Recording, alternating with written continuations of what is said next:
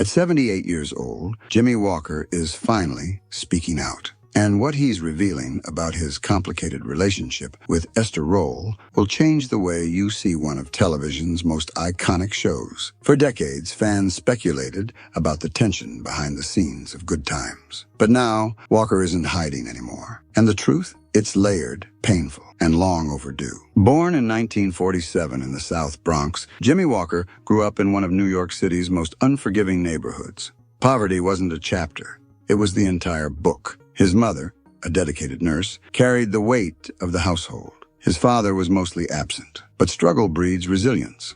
And Walker didn't just survive, he adapted. He developed a fascination with electronics and through a federal program was accepted to the RCA Technical Institute. Before he ever set foot on a comedy stage, he was working as a radio engineer. Meticulous, focused, and quietly building the foundation for something greater. The 1970s were buzzing with change, and comedy clubs were the center of cultural electricity. Walker found his rhythm in this world, fast-paced, sharp-edged, and unafraid. His style wasn't just funny, it was magnetic. He wasn't telling jokes, he was holding a mirror to the world. Performing in iconic venues like the Apollo Theater, his energy couldn't be ignored. Appearances on The Tonight Show and Laugh-In caught the attention of TV producers. Soon after, he landed the role that would define and, in some ways, haunt his career. James J.J. Evans Jr. on Good Times. Good Times debuted in 1974, ground as one of the first primetime sitcoms to center on a black working-class family. Set in a Chicago housing project, it tackled poverty, racism, and survival with honesty, and sometimes with comedy. Jimmie's character, JJ's, was electric.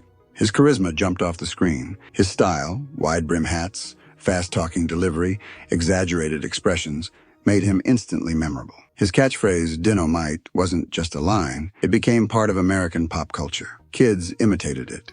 Parents repeated it. Late-night TV quoted it. JJ became the character. But while the audience was laughing, something else was building behind the scenes, something far more serious. The more JJ stole the spotlight, the more the show's original message started to fade. And not everyone was okay with that. Esther Rolle, the strong, grounded actress who played JJ's mother, Florida Evans, had a very different vision for the show. To her, Good Times wasn't about laughs.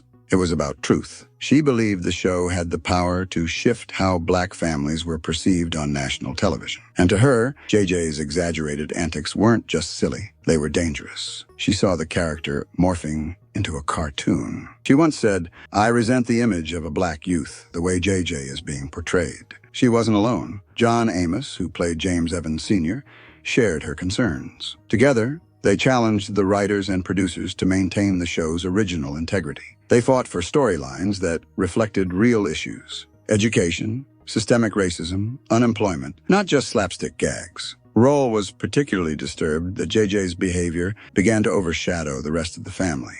Scenes that once focused on family unity and survival began revolving around punchlines.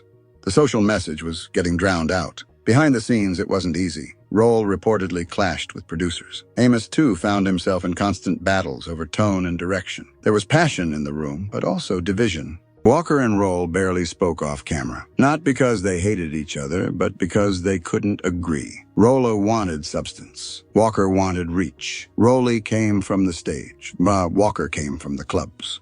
The contrast wasn't just professional, it was ideological. Rolle believed comedy could be respectful. Walker believed respect didn't have to be so serious. For Walker, laughter was a weapon against despair. He believed in the power of visibility, of being a recognizable face, even if that meant playing a loud, over-the-top character. But for Rolle, dignity came first, and that dignity was threatened by the way JJ was evolving. Eventually, the divide became more than a creative disagreement.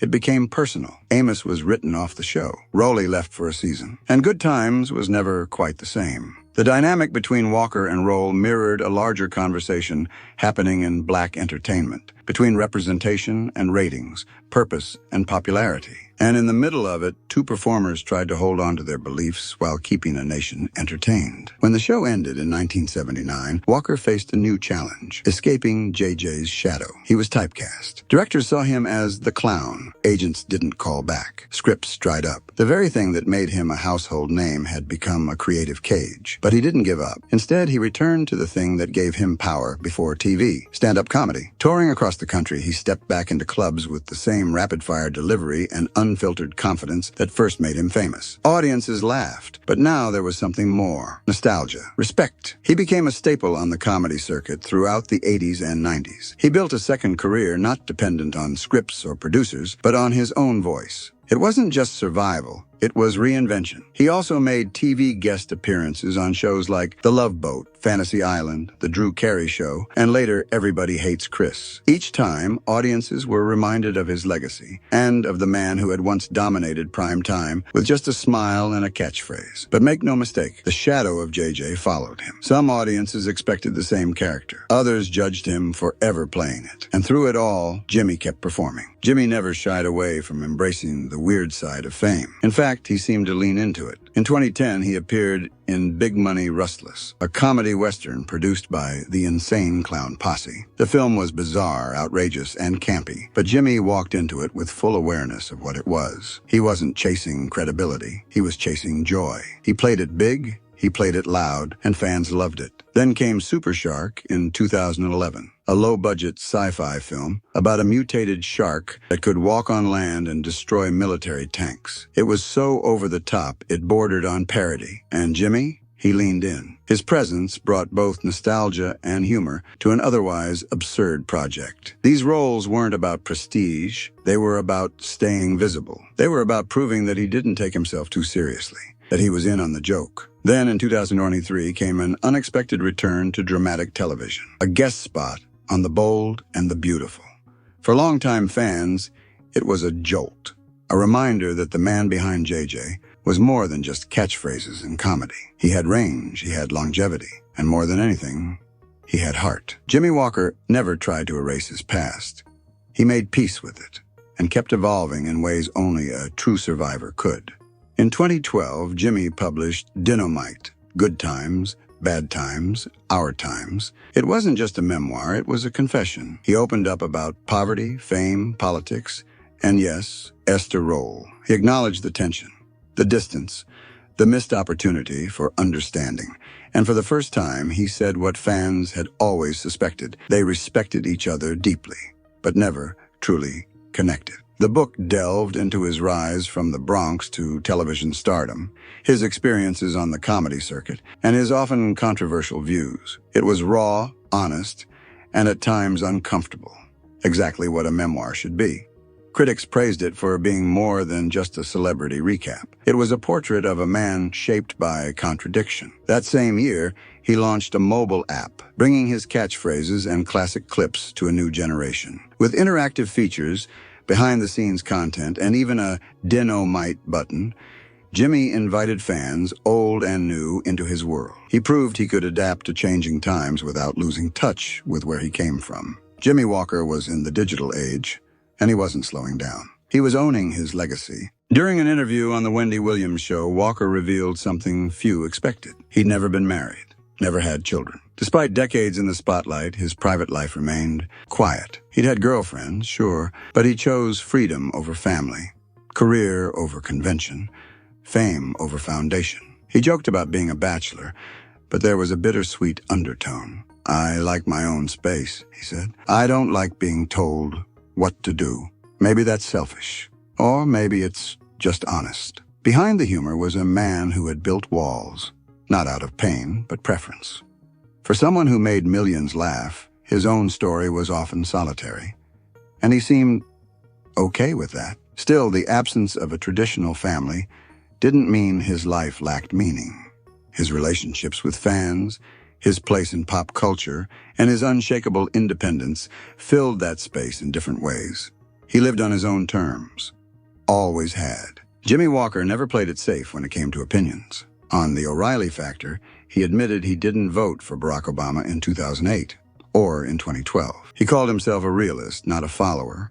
He spoke out against affirmative action, saying it had become outdated. He supported the legalization of gay marriage, while admitting he personally struggled with it. His takes were complicated, nuanced, sometimes contradictory, but they were real, just like him. At 78, Jimmie Walker finally dropped the curtain on the story fans had always wanted to hear. Esther was tough, he said, but she cared. She wasn't cold, she was focused. He admitted that back then he didn't understand what she was protecting, that her fight wasn't against him, it was for the culture, for the image of the black family, for the dignity of representation. She came from theater.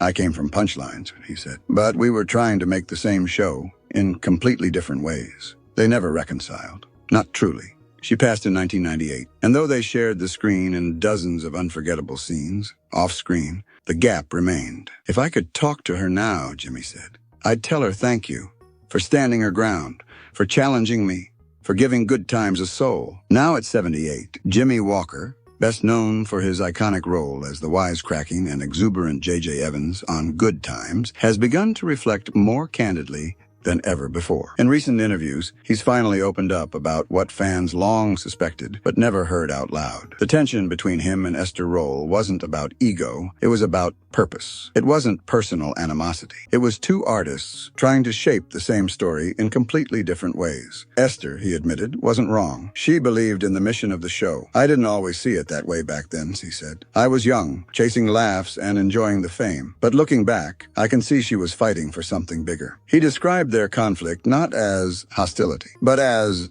the byproduct of passion. Two people committed to their craft, pulling in opposite directions. And he confessed something else. Regret. Regret that they never had a real heart-to-heart. Regret that they never bridged the emotional distance while she was alive. She made Good Times matter. She gave it a soul, he said solemnly. If I could talk to her now, I'd say thank you. Thank you for standing up for what she believed in, for teaching me even when I didn't want to be taught. Walker's reflections have not only given fans a deeper understanding of Good Times, but also served as a powerful reminder of the complexity behind fame, collaboration, and artistic tension. Through his honesty, he has helped humanize the story behind one of television's most culturally significant sitcoms. Today, Jimmie Walker is more than a former sitcom star. He's a living chapter of television history, a man who brought joy to millions, but who also carried the weight of misunderstanding and misrepresentation. His story is one of resilience, of a performer who fought to stay relevant in an industry that often boxes people in, of a man who embraced the absurd,